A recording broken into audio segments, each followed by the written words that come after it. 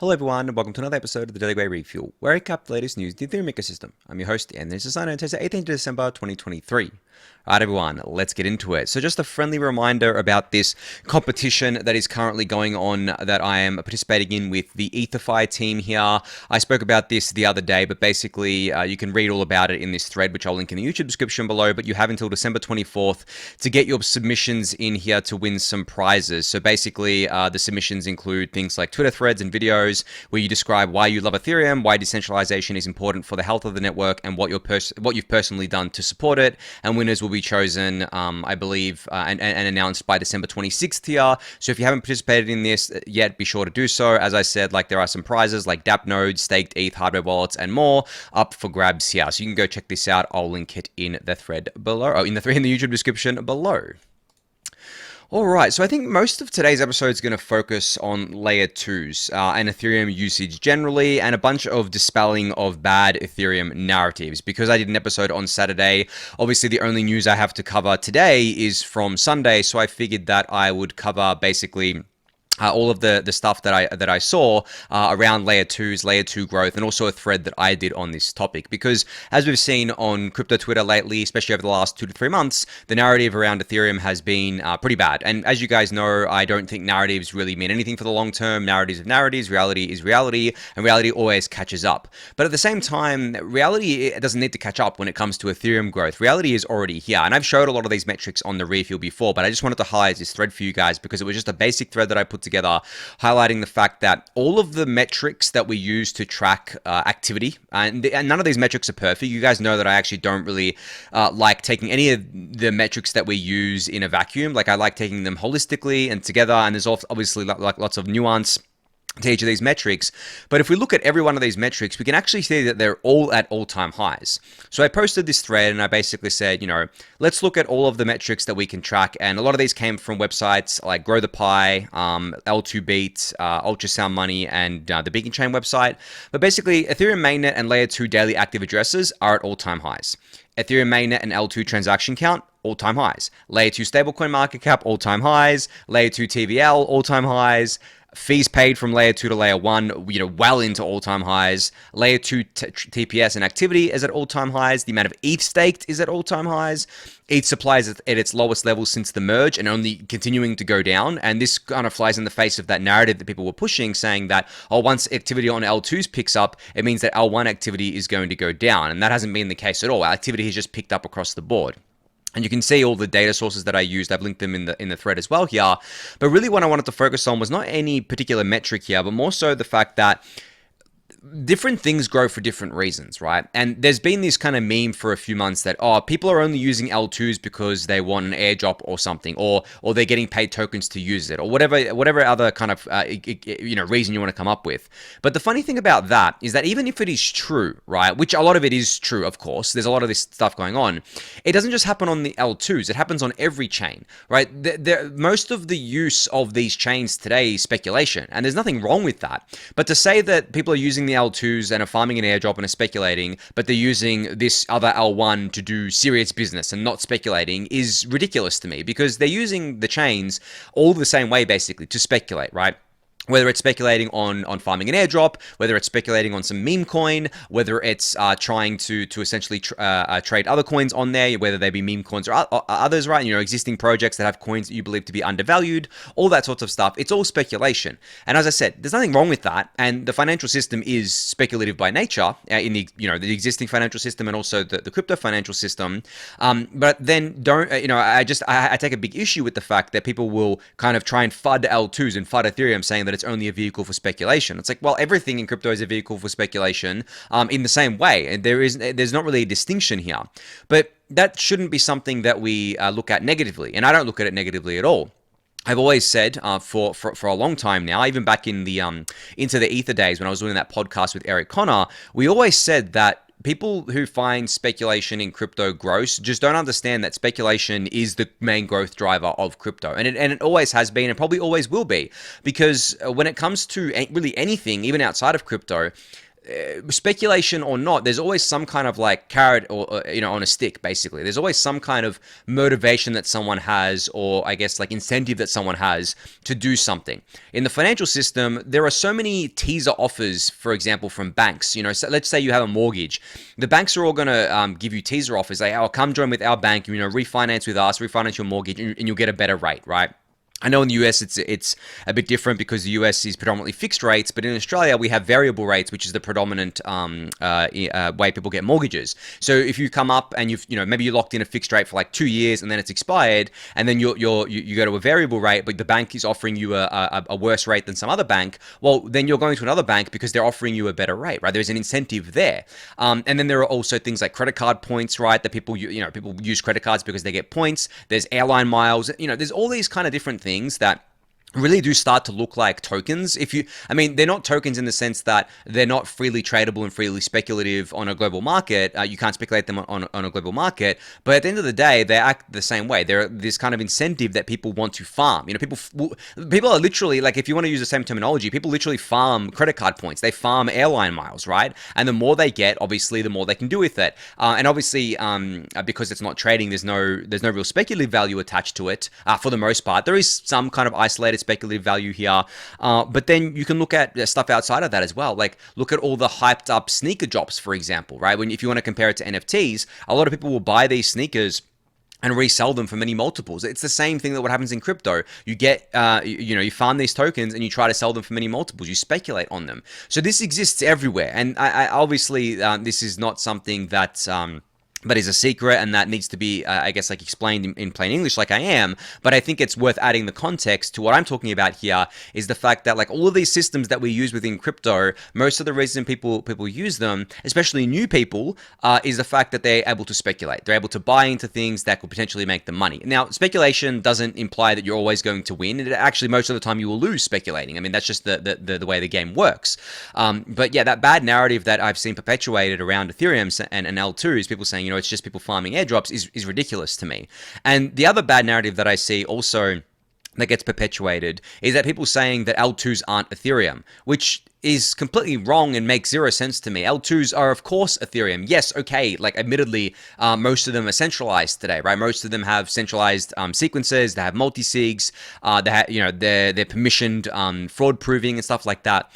But unless you believe that that's always going to be the case, which I don't believe at all, obviously, and unless you believe that those controls are never getting removed, then that you can't really say that it's not Ethereum, because even if those controls are in place forever, it's the same as if a smart contract on Ethereum for a DeFi app had an admin key behind it. Like, are you going to say that's not on Ethereum, right? It boggles the mind, the narratives that people come up with in order to basically fight Ethereum with. So that's another one. That's another really bad one that I've seen when it comes to L2s, and also people just saying like, oh, L2s suck, we should have scaled the L1. It's like, okay, if you have that opinion, like, you can go and join other ecosystems that are trying to scale an L1. Like, it doesn't matter if about my opinion on whether this is wrong or right way to do it. It doesn't matter if it's, there's obviously monolithic versus modular. It doesn't matter who's right or who's wrong here.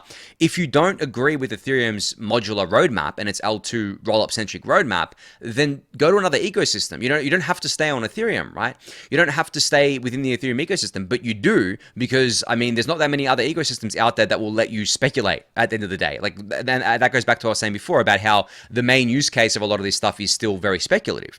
And the last thing I wanted to bring up with regards to, bad narratives that I've seen with regards to Ethereum and L2s is the bad narrative around, or the false equivalence that people do, where they compare their favorite L1 to Ethereum L1. Like, for example, I've always been annoyed at the comparison between Solana and Ethereum L1, because Solana is optimizing to be an execution layer, right?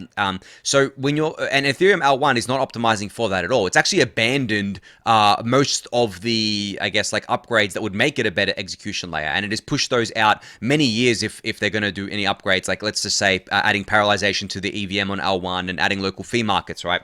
those kind of things, it's all being pushed up to L2. That's part of the Ethereum roadmap. So realistically, you shouldn't compare Solana to Ethereum L1. You should compare it to the L2s. And people do this with the gas fee comparison. They're like, oh, it cost me $50 to swap a token on Ethereum, which it doesn't actually cost that most of the time, but people will say that, right? There's like, oh, $50 to do it on Ethereum L1, but it cost me like a penny or less on Solana. It's like, okay, that's fine, but like at least do a fair comparison here. At least compare it to L2s. And yes, L2s are still more expensive than Solana is, right? For various different reasons, but it's a massive false equivalence to compare it to Ethereum L1 when Ethereum L1 is not trying to be that, right? It's so dumb. Like I don't understand, like whether these people don't understand that that's the wrong comparison to make, or they're just trying to FUD Ethereum with whatever narrative they can come up with. That's always something that's really annoyed me, is that people making that comparison there, because they're not the same thing. You're not doing an apples to apples comparison here.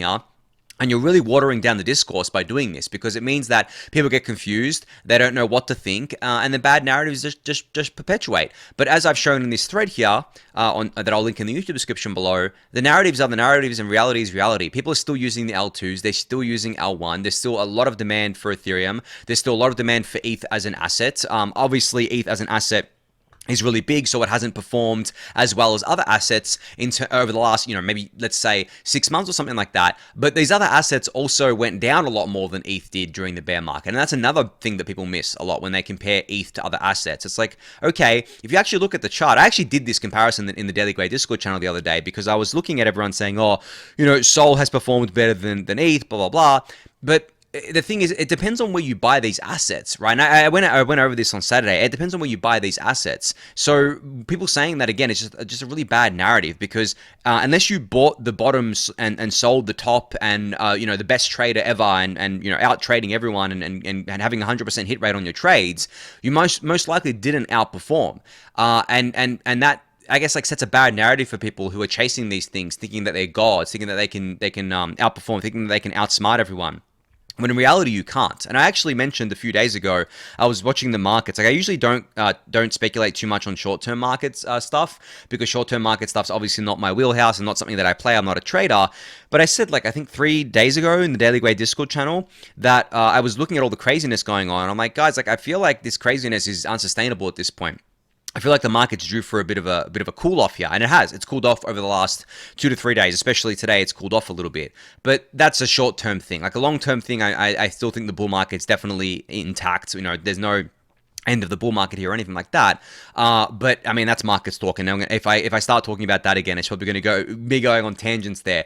But yeah, hopefully that gives you some extra context around the bad narratives around Ethereum and L2s, and how they're really just all narratives. They're all crap. It doesn't really match with reality. But you can go check out this thread. I'll link it in the YouTube description below. But there are a bunch of other things I want to talk about with regards to L2s as well. And one of them was the fact that we have another L1 becoming an L2 using a zkSync stack. So a zkSync stack, that's hard to say.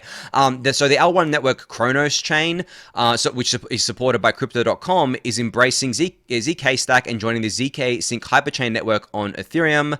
Apparently, they've got more than $350 million in DeFi TVL, which obviously isn't big, but it's still something. And the fact that they're converting from an L1 to an L2 just continues that trend of all of these L1s basically capitulating and saying, well, we think we can work better as an L2, so we're going to become an L2. And that's exactly what's happening here on the long tail of L1s. As I've said before, I think that most of the, if not all of the bigger L1s, the ones that have like more rabid, I guess, like, and visible communities, and the ones that have like bigger market caps, are not going to become an L2 anytime soon. And those would include something like Solana, obviously, Avalanche, Cardano, Polkadot to an extent, and a few others out there. But other than that, the long tail of the L1s, I mean, if they want to survive at all, if they want to get any attention or traction at all, then yeah, I feel like it really makes sense for them to move across to an L2 here. But anyway, you can check out zkSync's tweet about this. I'll link it in the YouTube description below for you to do so. All right, so over the last few days, Inscriptions have really I guess, like exploded on EVM chains. Now, for those of you who don't know, Inscriptions started on Bitcoin. It's basically a way to create NFTs on Bitcoin, really, and create tokens on Bitcoin. It is a really dirty way to do it. It is not in any way superior or even on par with how it's done on, I guess, like native smart contract chains like Ethereum. But obviously, because you can't do that on Bitcoin, people are doing it through Inscriptions, and there was a whole kind of speculative mania around it. But as I said, lately, people have been doing it on EVM chains, which is totally pointless. It makes absolutely no sense to do this because you don't need to do it. You can just do it with smart contracts natively on the chain. But because there's a lot of hype around it, because there's a lot of money potentially to be made here, and there's a strong narrative around that. People are doing this. So Inscriptions hit a lot of chains over the weekend. It hit Arbitrum 1 really hard, and actually, as I think I explained this on Saturday, Arbitrum 1 ended up going offline briefly because of it. The sequencer went offline at least because of it. They also hit zkSync error, which I believe stayed up through all of it. But both of these chains ended up peaking at a couple hundred, I think, TPS in doing processing all of these Inscriptions transactions. But it really, I mean, I said on Saturday that people were spamming the chain with Inscriptions transactions, and I didn't mean to say that it's spam. It's just that like they were hitting the chain with a lot of these transactions, right? And it wasn't just like one chain; it was many EVM chains. And as I said, because there's a lot of speculative mania behind this, and also, I mean, it's kind of really pointless to do because of the fact that you're much better off just doing it natively using the smart contracts here. But you can see Saigar's tweet thread about this. It's actually a really, really great tweet thread. I'll link it in the YouTube description below. But essentially, if you don't know what inscriptions are, the tweet here explains this, saying the concept of inscriptions started with Bitcoin's ordinals. Ordinals allow data to be inscribed directly on chain. This can be text, images, videos, etc. This is the only way for Bitcoin to add support for NFTs and other tokens since it doesn't support smart contracts. And then, of course, people realized they could do the same thing on Ethereum and other EVM-based chains. Instead of inscribing data on individual sats, or I guess like individual Bitcoin sats, EVM inscriptions inscribe data in transaction call data. And call data is actually what's used by L2s as well to put their data on L1. And you can see here, call data is optional data that can be sent in a transaction. Most of the time, this data is used when passing inputs to smart contracts. It's also used for rollup data. Core data is read-only and cheap to use, especially when compared to storing data in smart contract state. Now, of course, we have 4844 coming as well, which is going to add blobs. And I think I mentioned this on Saturday's episode as well, that I think inscriptions are going to hit blobs too, which is sad because it means that, at least over the short term, blobs are going to get really expensive, I would imagine, right? Because people are going to be, I guess, hitting them with inscriptions, and then people are going to be speculating on it. But at the end of the day, the L2s are still going to be buying that blob space. They can afford it. They can probably pay a higher gas fee than any of the people doing the inscription stuff can. But it's sad because there's actually no way to really prevent this, just the way the rollups work. You couldn't prevent someone from doing inscriptions on core data, and you can't prevent them from doing it on blobs. But at the end of the day, it's an economic thing where essentially the L2 or the rollup will have a lot more money to spend because they're aggregating lots of users' transactions together and charging users for that. They'll have a lot more money to spend to outbid anyone for the blobs. And we do have that blob sharing protocol as well. And then with the L2s as well, because they're the way they post their data to L1 is done in an automated fashion. It's it can be done at whatever time they want to do it at. Essentially, what can happen is that the rollups and the L2s can essentially, if they want to, wait for cheaper blobs. Essentially, they can do it on the off hours, basically when the humans aren't online and stuff like that. So there's a lot of that stuff at play there. But I'm curious to see what happens there with blobs now that inscriptions has become a thing. But as I said, like it's kind of hilarious because there's literally no benefit of doing this on EVM chains, because you can do it natively already. The only real benefit is a very short-term benefit where, because there's so much speculation around these things, because the word inscriptions, because the word ordinals has led to speculative mania, this is the reason people are doing it. And honestly, if I had to kind of guess here, this may be the end of the speculative mania here, because this is just ridiculous. Usually when you see ridiculous stuff happening that makes absolutely no sense, like meme coins pumping 100% or 200% in a day or something. When you see stuff like that, it tends to be like a local top on these kind of things, because what happens is that you end up tapping into all of the available liquidity and all of the available speculative kind of energy.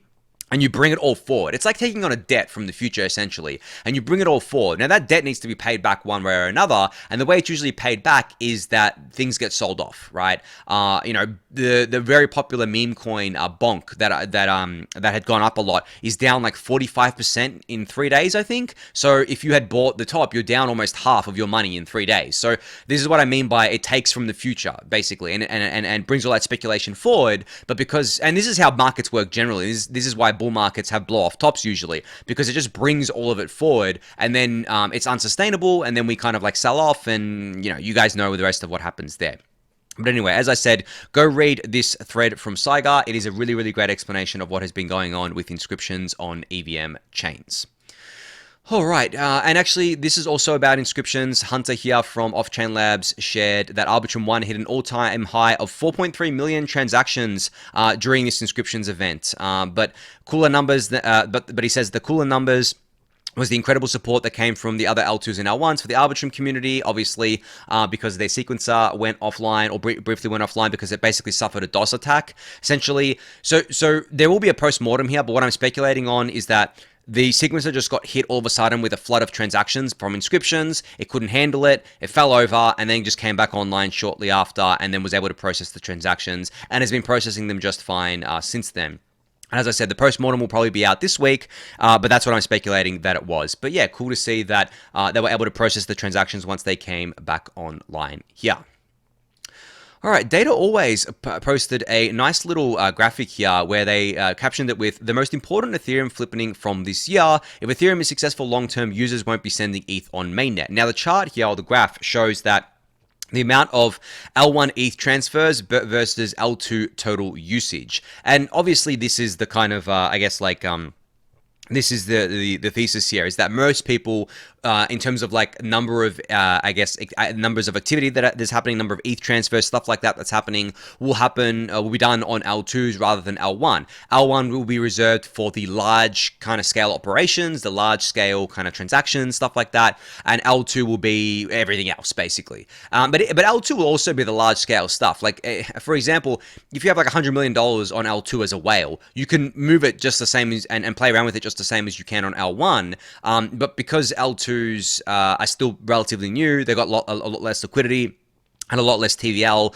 generally, and obviously are still quite centralized. The big players tend to stay on L1 still because they can afford the gas fees. I mean, if you're playing with even like $1 million, right, you can afford the gas fees. Like it's completely fine. But at the end of the day, like, if L2 has enough activity on it, and L2 has enough liquidity and enough stuff to do on it, the people will move across anyway. But yeah, generally, I mean, the long-term thesis is that L1 will be a settlement layer for high-value transfers, high-value transactions, high-value kind of settlements, whatever it is, and a lot of that will be L2 related, but it could be really anything of high value, because really, if fees are going to be not perpetually like at the same kind of like fee level, but if they're going to be like always high relative to what most of users can afford, and that really is not that high. I mean, if you want to take in the entire globe, like most people couldn't even afford even like a few 1 cent fees or anything like that. Like when you really take the whole globe and you want to appeal to like every person, you have to kind of look at that, and most people wouldn't be able to afford that. That's why I've said that the future of L2 fees is actually free, because that's how you appeal to the whole world here.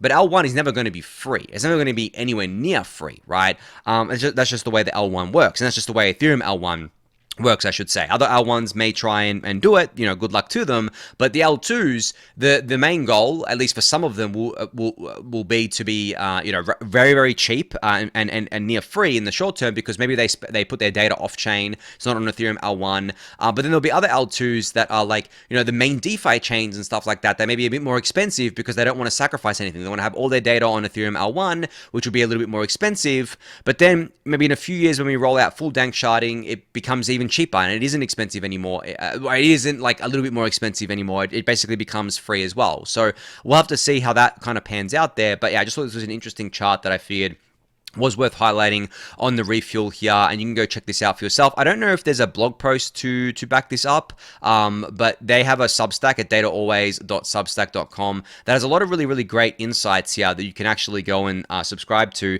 So they put out a lot of good data-based insights based on a wide range of things, you know, such as restaking, proof of stake generally, you know, L2 stuff, and so on and so forth. Not regularly posted, but definitely whenever they post, it is a really great read. So you should definitely go check that out. I'll link it in the YouTube description below for you to do so. So Ericsson here today has unveiled something called EtherGPT. So essentially what this is that a custom chat GPT with knowledge scraped from various Ethereum research forums.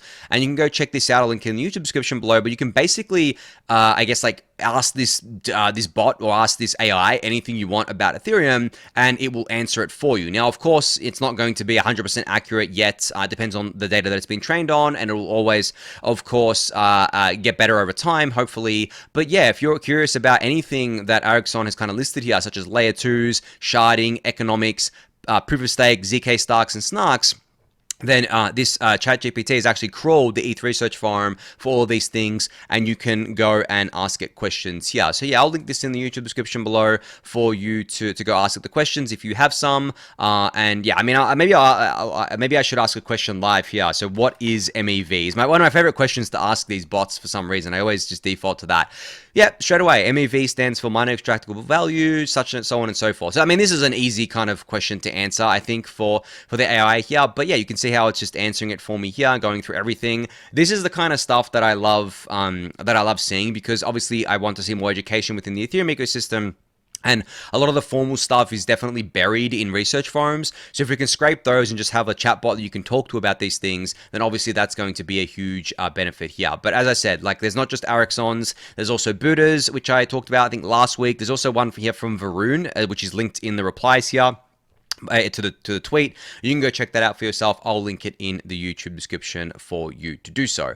But I think on that note, that's going to be it for today. I know it's a bit of a shorter episode, but as I said, because I did an episode Saturday, there wasn't much news to cover, obviously, because I'm only really covering Sunday. But yeah, thank you everyone for listening and watching. Be sure to subscribe to the channel if you haven't yet. Give it a thumbs up, subscribe to the newsletter, join the Discord channel, and I'll catch you all tomorrow. Thanks everyone.